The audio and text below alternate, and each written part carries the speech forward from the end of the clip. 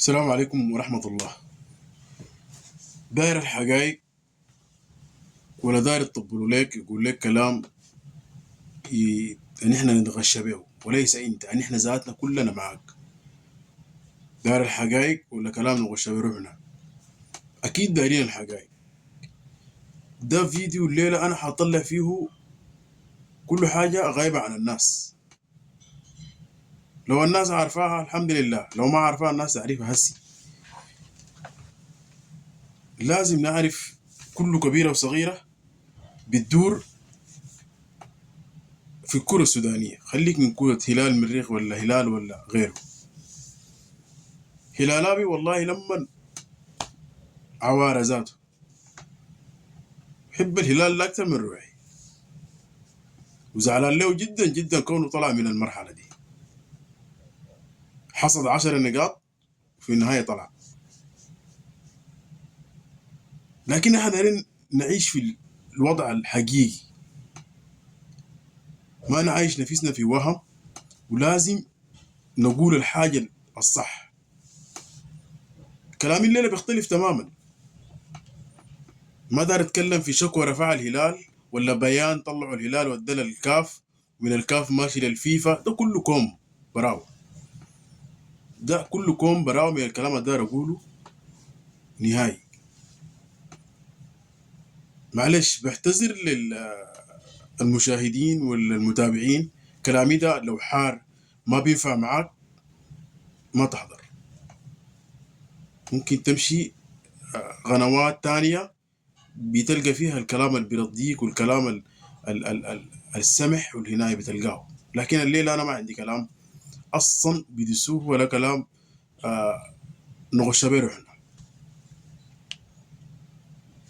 عجبك كلامي كمل الفيديو للنهاية، ما عجبك ما في أي مشكلة حبيبي. تعال في الفيديوهات التانية إن شاء الله بتلقى كلام أحلى من ده. لكن الليلة تحديدا عندي كلام كتير دار أقوله. دي كمقدمة. طيب، أول حاجة يا جماعة نحن نقتنع تماما إنه الأهلي المصري غلبنا كورة داخل الملعب. شهادة لله تتقال. كورة عادية نظيفة كده ما فيها أي اتنين تلاتة، غلبنا جوا الملعب، غلبتنا عديل.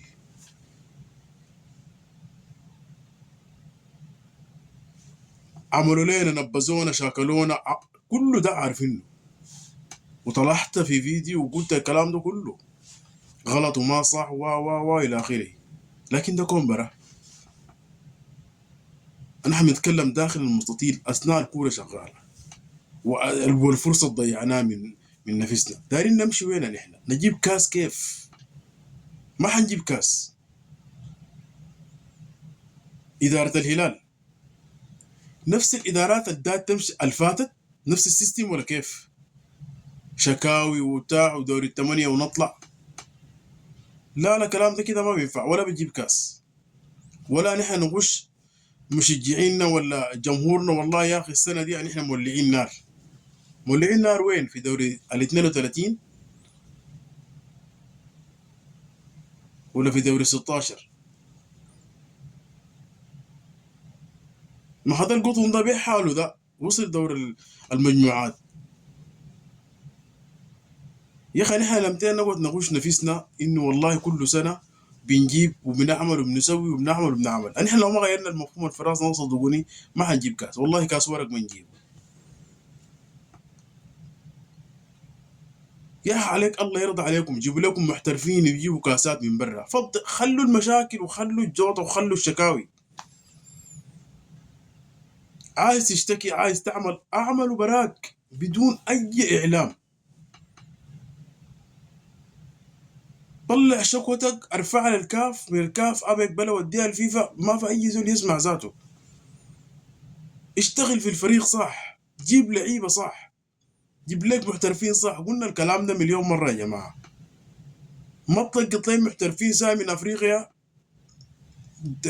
عايز تجربهم ليه في الفريق الموسم ده؟ ما ينفع. ما بيجيبوا كاس. خسار قروش ونوهم في الشعب ونوهم في المشجعين. شفتوا الانديه اللي بتجيب كاسات دي؟ شفتوا لعيبتها كيف؟ هتقول لي قال دار 2 مليون دولار ولا 3 مليون دولار، اديها له بيجيب لك كاس. لعيبتنا سودانيين مهارين جدا ولعابين، ناقصام حاجات بسيطه، لمسات بسيطه. جيب لهم كوادر من برا عالميه، علمهم كيف انه يجيبوا الكاسات، يصلوا النهائي كيف، يتعاملوا كله مع مباراه لمباراه كيف. نحن محتاجين شغل، محتاجين شغل، نحن شغل تحت اساس حتى بعد ذاك نمشي لقدام. حديد السودان ده يا اخي من مؤسسي الاتحاد الافريقي لليله ما عندنا كاس. معقوله؟ السودان من مؤسسي الاتحاد الافريقي لليله ما عندنا كاس. هتقول لي يا اخي المريخ جاب كاس زمان، كاس مانديلا. ده كاس كان تكريما لمانديلا، فيه 4 فرق ولا 5 فرق، واصلا ما محسوب. حتى لو حسبوا ذاته الكاف تقديرا وتقييما لمانديلا عملوا بطوله. لا، اكيد دايرين بطوله زي دي، ابطال افريقيا فيها 64 فريق، تجرنا من 64 ل 32 ل 16 ل 8 4 اتصل الكاس. ده الانجاز. يعني انجازنا نحن كل سنه نصل دور الثمانيه المجموعات ونطلع، وثاني نجي من جديد. حنكون مدورين كده. هتقول لي يا اخي اللعيبه ضغط ومشاكل وما مشاكل وحصل ليه ما حصل ليه. انت من بدايتك بالمناسبه الهلال ما طيروا الاهلي المصري. الهلال ما طار من الاهلي المصري، الهلال طار من صن داونز جنوب افريقيا، لانه الهلال ضيع تاهله من ام درمان. اصلا ما تقول لي ده انا مش هجيبها من مره. نفس حكايه مثل اسره ولا ولد ولا شاب ابوه يكون وارث عنده مال، يكون ابوك عنده مال قروش كثيره، خلى لك عقارات، خلى لك عربات، خلى لك دولارات، قروش ما لها نهايه. قمت من نومك لقيت كومك قال لك هاك، يلا طور حاجتك دي وامشي قدام انجح. انت نمت على العسل وسويت ما قدرت تعمل، دمرت المال ده كله جوا بيتكم، دورت المال راح منك. شلت شنطتك وحاجاتك قلت انا ماشي اغترب برا اجيب مال من جديد، ما بتجيبه. دي الحكايه اللي حصلت لنا نحن، دي الحكايه اللي حصلت لنا نحن. ضيعنا فوزنا في يدنا في ملعبنا. خلاص كده شوطه ولا هنا بنمشي وين؟ دوري الثمانيه راحت مننا. هتقول لي ده تمشي تجيبها من الاهلي المصري؟ ما بتجيبها، اصلا ما بتجيبها من الاهلي المصري.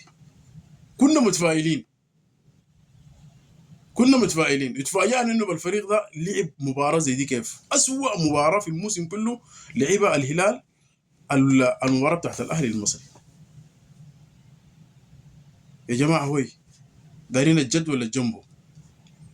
والله العظيم لو ما نحن راجعنا نفسنا وخلينا بالنا لفريقنا وركزنا في كورتنا وجبنا لعيبه وخسرنا وتعبنا، والله العظيم كاس ورق ما نجيب. لا هلال لا مريخ، حنكون لافين في ساقه نفس الساقه دي. الاهلي المصري لاقيني 20 مره ثاني دوقنا. ليه؟ لانه باني اساسه صح. انا ما عندي شغله في الاهلي المصري ولا عندي شغله في غيره ولا غيره، انا بضرب لك امثال. لعب كده بيلعبوا كوره، لعبوا كوره غلبونا. لاعب دخل الشوط الثاني، الشحات دخل الشوط الثاني جاب له جونين، وجاي من ظروف سيئه جدا. والد متوفي ربنا يرحمه، زول جاي من ظروف كل الناس عارفاها، مدخل له جونين.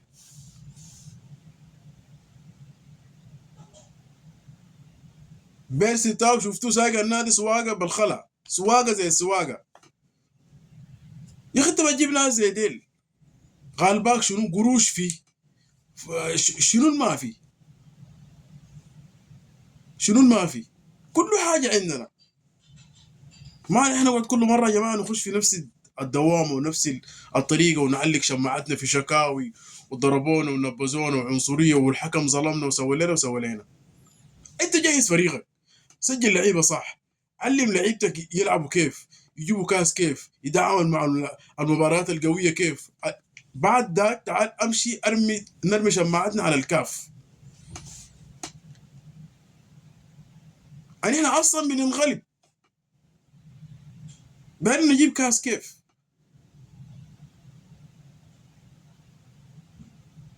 ما منطقي الكلام ده، اصله ما منطقي. ما كل مره نحن يا جماعه نقعد نخش في نفس النقطه ونطلع منها. لنا كم سنه نصل المجموعات ونطلع منها. النهايه ده وصلنا مرتين في حياتنا، مرتين وصلنا في حياتنا، تاني ما وصلنا. بس دوري الثمانيه، دوري المجموعات، السلام عليكم. تشوفوا الخلل وين صلحوه. بقت في لعيبه سودانيين، الناس اللي قاعدين ديل ما قاعدين يعملوا حاجه، اوكي ما في مشكله. الغابه ما قامت، ما كسر رقبه تجيبه هسه رجاله، ما بيجي رجاله هو. عندك انت ناشئين، عندك اشبال، عندك فريق بتاع شباب، عندك لقط منه اولاد صغار، جيب لهم عليك الله كوادر من برا علمون كوره. تعال قول لي خزاني بعد سنتين، بعد 3 سنين خزاني، بعد ده قول لي امشي.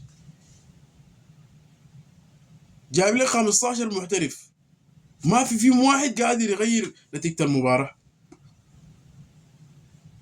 ده ما منطق، وده ما فريق بيجيب كاس.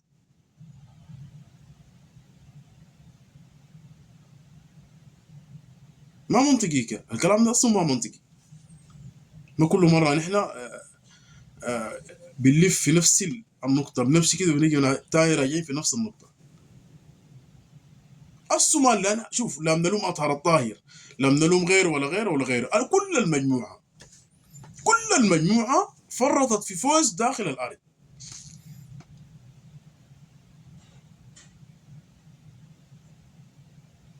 طيب هسه نحن بنلوم الاهلي المصري ده، بنلومه جاته الفرصه في بلده ضيعها؟ ما ضيعها. تقول لي الجمهور، والله اقول لك حاجه، والله بدون جمهور شفتوا كوره كده كانوا يغلبونا جوا الملعب. معلش انا اقولها للحقيقه، للحقيقه دي حقيقه انا اقولها. مشاكلي معاهم، مشاكلنا معاهم، وده كوم تاني. لكن جات فرصه زي دي ما حفرطوا فيها. نحن لو ما صحينا يا جماعه والله العظيم ما بنجيب كاس. لو ما وعينا ما بنجيب كاس. لو ما غيرنا مفهوم في راسنا ما بنجيب كاس. اداره، لعيبه، جهاز فني، غيره، مشجعين، لازم نغير مفهومنا يا جماعه. لازم نغير مفهوم في راسنا ده عشان نقدر نمشي قدام ونجيب كاسات. طيب نجي للشكوى ونجي للبيان اللي طلعوا اداره الهلال، كويس، للكاف، ومن الكاف للفيفا عشان ياخذوا له حقه بال ال- ال- ال- ال- ال- النبذ والعنصريه والمشاكل والحاجات اللي لقته في المباراه اللي فاتت. انا من هسه ابشرك، الكاف ولا الفيفا ما حيعاقب لك الاهلي ده اكثر من غرامه ماليه ويمنع الجمهور كورتين ثلاثه. ما في حاجه غير كده تعالي بيعملها لك. هيعمل لك شنو؟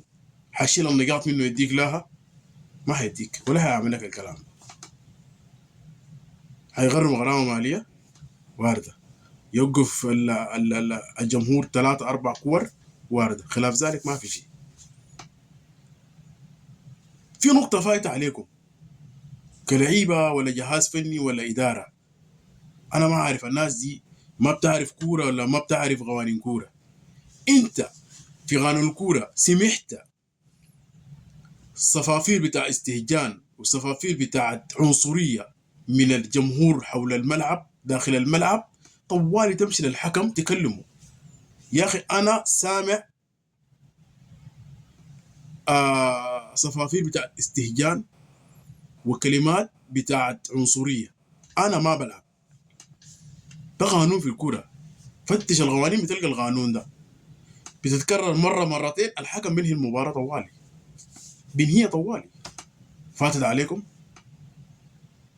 الحكم موريتاني بيتكلم عربي، طوال امشي للحكم، الحكم بوقف المباراه طوالي. ده في قانون الفيفا الكلام ده فيه. فاتت عليكم جاي تسكها برا. يا جماعه الناس تفتح وتفهم الحاصل شنو. الكوره دي ذات كيف بيلعبوها، كيف بيجيبوها، كيف.